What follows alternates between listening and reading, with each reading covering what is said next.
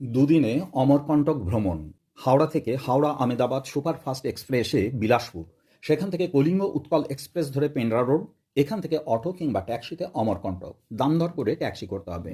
পরপর দুদিনে আমরা দর্শন করেছিলাম নর্মদা উদ্গমস্থল, পাতালেশ্বর শিব মন্দির, তোতাপুরী সাধনস্থল, কর্ণ মন্দির, গায়ত্রী শক্তিপীঠ ও মার্কেন্ডেয় মুনির আশ্রম এবং শ্রীযন্ত্র মন্দির, সৈন্যদীর উৎস ও সতীপীঠ সোনাক্ষী, জৈন মন্দির, কপিলধারা, দুধধারা ও দুর্বাসা মুনির তপস্থল, আরণ্ডি সঙ্গমস্থল, জলেশ্বর ধাম ও জহেলা নদীর উৎস, অন্নপূর্ণা মন্দির, অমরেশ্বর শিব মন্দির, কবির চবুতরা, ভৃগু কমণ্ডল, ধুনিপানি চণ্ডীমাতা মন্দির, গণেশ মন্দির, দুর্গাধারা, মাইকি মণ্ডপ এবং মাইকি বগিয়া।